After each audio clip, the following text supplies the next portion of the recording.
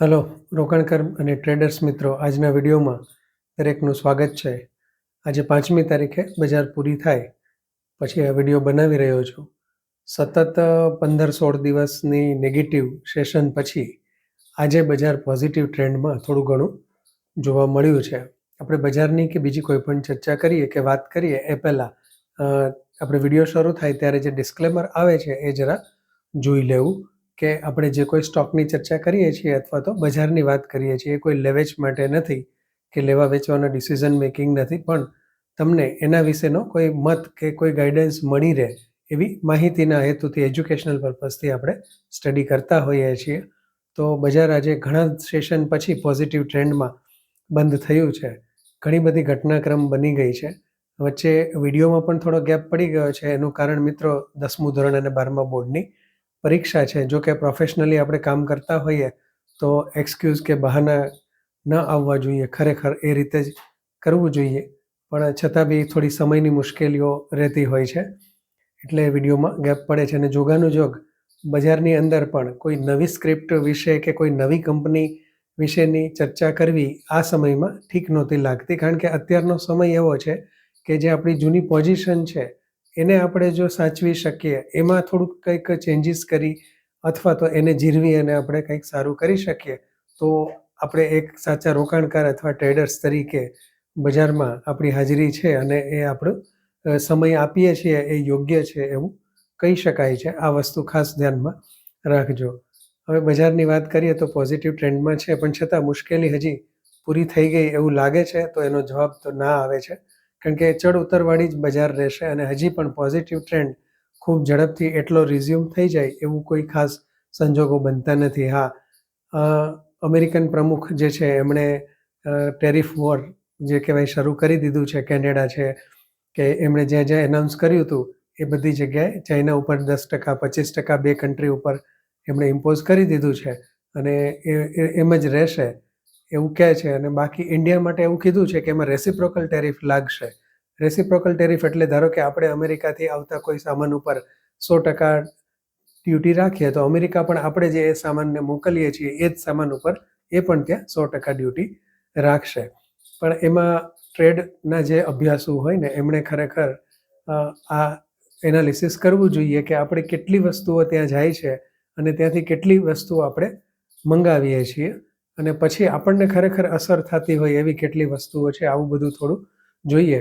પણ all over તો એક જ વસ્તુ આવે છે કે ક્રૂડ ઓઇલ આપણે સૌથી વધારે ઇમ્પોર્ટ કરીએ છીએ. એ લોકો બીજી ઘણી બધી વસ્તુઓ ઇમ્પોર્ટ કરે છે. આપણો ઘણો બધો બિઝનેસ જે કહેવાય ઓટોમોબાઈલથી માંડી pharma industries, chemical industries, textile industries, બધી ઇન્ડસ્ટ્રી જે છે એ અમેરિકામાં એક્સપોર્ટ કરતી ઘણી સારી સારી કંપનીઓ છે. તો એ કેસ વાઇઝ પછી અલગ અલગ એનું જોવું પડે. પણ તેમ છતાં મને બે વસ્તુ આજના દિવસના સમાચારમાં પોઝિટિવિટી ભરેલી લાગી. એમાં પહેલી વસ્તુ જે છે કે અમેરિકાની બોન્ડ yieldજે છે નીચે આવી છે, એક આ વસ્તુ છે. અને એમનો જે ડોલર ઇન્ડેક્સ છે એ થોડો કરેક્ટ થઈને નીચે આવ્યો એ. અને બીજું જે કહેવાય કે ક્રૂડ લગભગ $70 બેરલ જે હતું એનાથી પણ નીચે એક સમયે જતું રહ્યું હતું, એટલે ક્રૂડ સસ્તું થયું છે. તો આ બંને જે સમાચાર છે એ આપણા માટે ફાયદાકારક કહી શકાય, કારણ કે ડોલર ઇન્ડેક્સ નીચે આવે એટલે આપણા રૂપીસની જે ડોલરની સામે કિંમત હતી એ થોડી સ્ટ્રોંગ થાય અને ક્રૂડ નીચે આવે એટલે આપણી ઇકોનોમી માટે આ એક સારા સમાચાર કહેવાય. જો કે આ વસ્તુ લાંબા ગાળા માટે ટકે 2-3 અઠવાડિયા, મહિના, 2-3 મહિના સુધી તો એનો બેનિફિટ મળતો હોય છે, કારણ કે ક્રૂડ પરચેઝ ખરીદી કરવા માટેના જે કોન્ટ્રાક્ટ હોય એ લાંબા ગાળાના થતા હોય છે. દરરોજની વધઘટથી વધારે ફેર નથી પડતો, પણ સેન્ટિમેન્ટ ઉપર ફેર પડતો હોય છે. એટલે આપણા માટે, આપણી ઇકોનોમી માટે આ બે સારા સમાચાર કહી શકાય. અને આમે એટલા દિવસથી ઘટતું હતું એટલે બજાર એક થોડા ચેન્જના મૂડમાં હોય. એફઆઈઆઈની વેચવાલી થોડી ઘટી છે અને એફઆઈઆઈની વેચવાલી જે છે એટલા માટે જ ઘટી છે કારણ કે ડોલર ઇન્ડેક્સ જે છે એ નીચે આવે અને બોન્ડ yieldજો નીચે આવે અમેરિકામાં, આ તો હજી જરાક અમથો ખાલી શરૂઆત છે, પણ વધારે સમય જાય અને જો બોન્ડ yield નીચે આવતી જાય તો 100% ભારતનું બજાર અમેરિકાના ઇન્વેસ્ટર તો ફોરેન ઇન્વેસ્ટર એફઆઈઆઈ જેને કહીએ છીએ એના માટે એટ્રેક્ટિવ બને. એટલે આ થોડી બજારનો ઓવરવ્યૂ થયો. ત્યાર પછીથી આજે પણ આપણે આમ કેટલીક કંપનીઓની ચર્ચા કરીશું, પણ તેમ છતાં કોઈ સ્ટડીની કે જેનો હું ઘણા સમયથી ટ્રેક કરતો હોય કે સ્ટડી કરતો હોઉં અને કંઈક મને ઇન્ટરેસ્ટિંગ લાગ્યું હોય એવું નથી.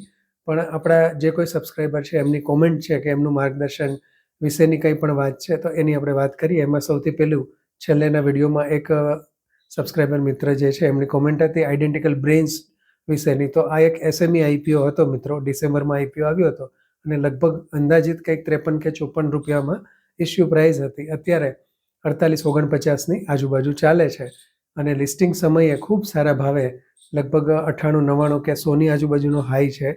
ખૂબ સારા એવા ભાવે લિસ્ટિંગ થયો હતો. પણ SME IPOમાં એવું બને છે કે વેચવાનો ઘણી વખત મોકો નથી મળતો, એટલે એમણે મૂક્યો હોય, કદાચ ગયા ન હોય, અથવા થોડું માનવ સ્વભાવ પ્રમાણે થોડું એવું લાગ્યું હોય કે હજી પૈસા મળશે, એટલે ઇસ્યુ ભાવથી લગભગ ડબલ જેવા ભાવે તો લિસ્ટિંગની આજુબાજુ રહેતો હતો, થોડો ઘણો ઓછો. ત્યાર પછીથી સતત ઘટતો રહ્યો છે. કંપની વિશેની વધારે ડિટેલ્સ અવેલેબલ નથી SME IPOમાં, એટલી બધી ડિટેલ્સ અવેલેબલ નથી હોતી, અને જે હોય છે એના ઉપર ભરોસો કરવો ઠીક નથી. દાખલા તરીકે છેલ્લા 1 વર્ષનું એનું જે ફાઇનાન્શિયલ્સ બતાવે છે એની અંદર તો ROC 97% અને 96%, બહુ બધું હાઈફાઈ જ રિઝલ્ટ હોય, પણ લોંગ ટ્રેક એમાં આપણને મળતો નથી. અને અમે SME IPO જોખમી છે, અત્યારે ઇસ્યુ પ્રાઇસની આજુબાજુ છે. શું કરવું જોઈએ, લેવો જોઈએ, વેચવું જોઈએ, એ તમે તમારો નિર્ણય બનાવશો. પણ કંપની વિશે પણ જેને કહેવાય કે હું બહુ તટસ્થ છું, કોઈ ખાસ વસ્તુ મને એના બિઝનેસમાં કે એના ફાઇનાન્શિયલ્સમાં કોઈ વધારે એવી દેખાણી નથી. બાકી શેરનો ભાવ જે છે એ ઘણી વખત એમના ફંડામેન્ટલ કરતાં અલગ રીતે પણ ચાલતો હોય છે, તો એનો સ્ટડી કરવો. આ વસ્તુ થઈ આઇડેન્ટિકલ બ્રેન્સની જે IPOની વાત હતી. ત્યાર પછીની એક કંપની જે છે એ છે જિંદાલ વર્લ્ડવાઇડ લિમિટેડ. તો આ એક ડેનિમ અને ટેક્સટાઇલ સેક્ટરની જ કંપની છે. મને એમ છે લગભગ છેલ્લા વિડીયોમાં આપણે ટેક્સટાઇલ સેક્ટરની કંપની હિંમત સિંકા સીડનું થોડુંક એનાલિસિસ જોયું હતું અને કેટલીક વેલસ્પન લિવિંગને એની વાત કરી હતી. તો આ પણ ટેક્સટાઇલ સેક્ટરમાંથી કંપની આવે છે, પણ કંપનીનો મેઇન બિઝનેસ જે છે એ ડેનિમ ટેક્સટાઇલમાં વધારે છે. જિંદાલ ઇન્ડિયા લિમિટેડ નામથી કંપની શરૂ થઈ હતી, અમદાવાદમાં શરૂ થઈ હતી. જે જિંદાલ ગ્રુપ છે, જિંદાલ સ્ટીલ એન્ડ પાવર કે JSW કહેવાય, એ ગ્રુપ સાથે આ કંપનીને કોઈ કનેક્શન મને હજી સુધી ઘણું, મેં થોડું રિસર્ચ કર્યું કે જોવાની ટ્રાય કરી, પણ મને દેખાણું નથી ક્યાંય. અગરવાલ ફેમિલીએ પ્રમોટ કરેલી કંપની છે, લગભગ 94-95ની આજુબાજુમાં 1900 અને અમદાવાદ બેઝ કંપની છે. હમણાં જે નામ બદલીને જિંદાલ વર્લ્ડવાઇડ થયું છે. રિટર્ન ઓફ કેપિટલ એમ્પ્લોયડ અને ROC જે કહેવાય અને ROE કોઈ ખાસ નથી, 9-10%ની આજુબાજુ છે. કોઈ ખાસ એટ્રેક્ટિવ વસ્તુઓ એમાં નથી દેખાતી. છેલ્લા ક્વાર્ટરનું રિઝલ્ટ સારું આવ્યું છે, રેવન્યુ વધી છે, પણ પ્રોફિટમાં કોઈ ગ્રોથ જોવા નથી મળ્યો. બીજું મને ફાઇનાન્શિયલ્સમાં એવું જોવા મળ્યું કે આ કંપનીની રેવન્યુ ગમે તેટલી આવે, કંઈ પણ ફેરફાર આવે, 500 કરોડ આવે કે 600 કરોડ આવે, એનો net profit margin same company જાળવી રાખે છે. એટલે રેવન્યુ ગ્રોથ દેખાય છે, પ્રોફિટ ગ્રોથ કંઈ ખાસ એટલો બધો સિગ્નિફિકન્ટ નથી. વધારે ડીપમાં આપણને જાણવાનું મન થાય એવો કંપનીનો બિઝનેસ પણ નથી, કંપનીની કોઈ ખાસ એવી હિસ્ટ્રી પણ નથી. પણ તેમ છતાં મેં કહ્યું એમ કે ભાવ જે છે આ પાછી અલગ વસ્તુ છે.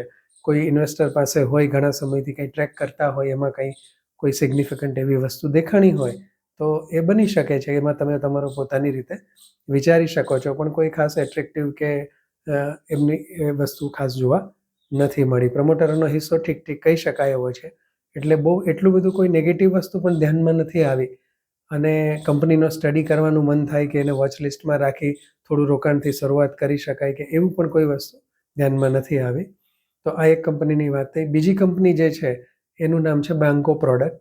આ કંપની થોડી ઇન્ટરેસ્ટિંગ છે, પ્રમાણમાં પોઝિટિવ કંપની છે. એન્જિનિયરિંગ પાર્ટ્સ બનાવે છે કંપનીના, ખાસ કરીને કુલિંગ સિસ્ટમ બનાવે છે, જેને આપણે રેડિએટર્સ કહેવાય છે, કારની અંદર હોય છે, વ્હીકલ્સમાં હોય છે. પછી ઠંડુ રાખે એવા ફેન બનાવે છે. બીજી પણ કેટલીક સિસ્ટમ્સ, બીજા પણ કેટલાક પાર્ટ્સ બનાવે છે. એ સિવાય એન્જિન તમે ખોલતા હો તો એના ઇન્સ્યુલેટર હોય છે, એના જે પેકિંગ કહેવાય છે સામાન્ય ભાષામાં, અને ઓટોમોટિવ ભાષામાં એને ગાસ્કેટ કહેવાય છે. એ ગાસ્કેટ બનાવતી કંપની છે. આમ તો ઘણી જગ્યાએ પ્લાન્ટ છે, પણ મેઇન ઓફિસ આપણી બરોડામાં છે. પટેલ ફેમિલી દ્વારા પ્રમોટ કરાયેલી કંપની છે. બરોડાની અંદર ઓફિસ અને એનો પ્લાન્ટ પણ આવેલો છે. એ સિવાય હરિયાણામાં પણ પ્લાન્ટ છે અને બીજી પણ કેટલીક જગ્યાએ કંપની મેન્યુફેક્ચરિંગ એક્સેસ ધરાવે છે. કંપનીના ફાઇનાન્શિયલ્સ પ્રમાણમાં સારા છે. લગભગ ROCE અને ROE 26-27%ની આજુબાજુ છે. પણ કોવિડ પછીના સમયમાં આ સ્ટોક થોડો સમય સુધી હું સ્ટડી કરતો હતો, પ્રમાણમાં એ લગભગ 100 થી 150 રૂપિયાની રેન્જ વચ્ચે જોયો છે. એટલે અત્યારે છેલ્લે 1-1.5 વર્ષમાં ખૂબ સારો એવો વધેલો સ્ટોક છે.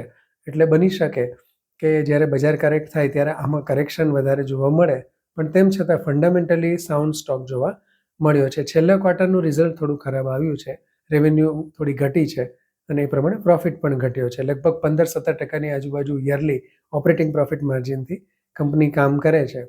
શેર હોલ્ડિંગ પેટર્ન જોઈએ તો પ્રમોટરોનો હિસ્સો બહુ માઇન્યુટ કહી શકાય એટલા પ્રમાણમાં ઘટ્યો છે, પણ સામે એફઆઈઆઈ જે છે એનો હિસ્સો વધ્યો છે થોડો ઘણો, એ પણ માઇન્યુટ પ્રમાણમાં જ વધ્યો છે. એટલે શેર હોલ્ડિંગ પેટર્નમાં પણ ખાસ ફરક નથી, પણ એક ઓબ્ઝર્વેશન એવું ધ્યાનમાં આવે છે કે છેલ્લા એકાદ વર્ષથી બહુ જ થોડા પ્રમાણમાં એફઆઈઆઈ જે છે એ આમાં પોઝિશન લઈ રહી હોય, કદાચ એવું બની શકે. બહુ ઓછી ક્વોન્ટિટીમાં દરેક ક્વાર્ટરમાં એફઆઈઆઈ થોડું ખરીદતી હોય, અમુક ક્વાર્ટરમાં નથી ખરીદતી એવું લાગે છે કોઈ પણ ઇન્સ્ટિટ્યુશન્સ.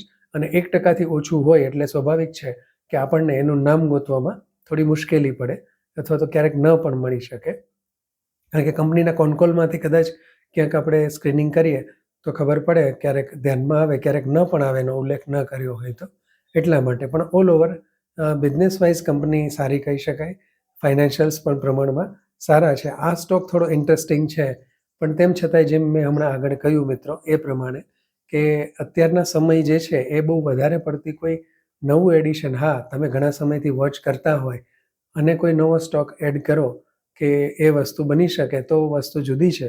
બાકી અત્યારે નવા કોઈ સ્ટોક વિશે વિચારવું એના કરતાં આપણો જે પોર્ટફોલિયો છે એને જ વધારે સારી રીતે મહેનત કરીએ, એમાં ફેરફારો કરીએ, નબળા શેરો જે છે એનું હોલ્ડિંગ ભાવ આવે ત્યારે ઓછું કરી અને સ્ટ્રોંગ શેરોમાં એને આપણે વધારે એને સ્વિચ કરીએ. આવી જે એક્સરસાઇઝ છે એ અત્યારે કરવાની વધારે જરૂર છે. પણ અત્યારે તમે ખાલી એનો સ્ટડી કે અત્યારે જે કહેવાય ને કે એને મગજમાં રાખી શકો. સ્વિચ ક્યારે કરી શકશો? કારણ કે બજાર થોડું વધે તો જ્યારે ભાવ આવે અથવા તો તમારો લોસ જે છે એ થોડો એવો થાય કે તમને એમ લાગે કે હવે આટલો લોસ એટલે ખાસ ટોટલ ઓવરઓલ આપણો પ્રોફિટ છે એના પ્રમાણમાં કંઈ ન કહેવાય, એ રીતનું આવે ત્યારે તમે જનરલી સ્વિચ કરવાનું આપણે વિચારી શકાતું હોય છે. એટલે એ રીતે નિર્ણય લઈ શકાય છે. બાકી બીજી જૂની ઘણી બધી સ્ક્રિપ્ટ વિડીયોમાં વાત કરી, એમાંથી ઘણી સ્ક્રિપ્ટ ઘણું સારું કામ કરી રહી છે. એક ખાસ કરીને જ્યારે આપણે ડેટામેટિક્સ ગ્લોબલ નો વિડીયો બનાવ્યો હતો, આઈટી સેક્ટરની કંપની જે કહેવાય, એની સાથે સાથે DSSL ડાયનાકોન ટેકનોલોજી જે કહેવાય ડાયનાકોન, એની વાત કરી હતી. એ આજે લગભગ ખૂબ સારો એવો અપ હતો, પણ તેમ છતાં સ્ટોકમાં જે આ કરેક્શન આવ્યું છે એમાં ઘણા સારા ઇન્ટરેસ્ટિંગ સ્ટોક છે કે જે હવે આપણે ત્યારે એ સમયે વિડીયો બનાવ્યો હોય પણ એલોકેશન ન હોય, ફંડ એટલું ન હોય, એટલે પોઝિશન ન લીધી હોય અથવા એડ પણ ન કર્યા હોય, પરચેસ પણ ન કરી હોય, એવા શેર જે કહેવાય એવા સારા એવા સ્ટોક હવે થોડી ઘણી કરેક્ટેડ વેલ્યુએશનથી મળે છે. તો આ વિશે ચોક્કસ વિચારવું, કારણ કે દરેક કરેક્શન જે છે એ હંમેશા આપણને જ્યારે બજાર વધતું હોય ત્યારે આપણને અફસોસ કરવાની એક તક આપતું હોય છે કે આ સમયે આ ભાવ હતો ત્યારે મેં આટલા લઈ લીધા હોત તો અત્યારે આટલો અપમાં હોત કે આટલો પ્રોફિટ આપણને દેખાડતા હોત. તો આ વસ્તુ પણ ખાસ ધ્યાનમાં રાખવી. બાકી બજારમાં અપ્સ એન્ડ ડાઉન્સ હંમેશા આવતા રહેતા હોય છે. ઘણી બધી ઇન્ટરેસ્ટિંગ કંપનીઓ છે, ઘણી ઇન્ટરેસ્ટિંગ વાતો છે. હજી બીજા પણ કેટલાક મિત્રોની કોમેન્ટના જવાબ આપવાના છે. મારો પોર્ટફોલિયોની થોડી ચર્ચા કરવી છે, મારા મલ્ટીબેગરની કેટલી વાત કરવી છે. પણ જનરલી મને એવો મારી પ્રાયોરિટી રહેતી હોય છે કે તમને કામ આવે, કે તમને કંઈક કહેવાય કે તમારા પ્રશ્નનો જવાબ મળે એવી વસ્તુઓ વધારે આપું. મારી પોતાની વાત, દરેકને પોતાની વાત કરવી ગમતી હોય કે મેં આમ કર્યું હતું, પણ છતાંય બને ત્યાં સુધી ટાળીએ, પણ છતાં ક્યારેક અનુકૂળ સમયે એ પણ આપણે વિડીયોમાં ચર્ચા કરીશું. આજના માટે આટલું જ મિત્રો. વધુને વધુ સબસ્ક્રાઈબ કરી અને લાઈક કરવા માટે દરેક મિત્રને અપીલ છે. તમારી કોમેન્ટ અવશ્ય લખશો મિત્રો. ધન્યવાદ. જય હિન્દ.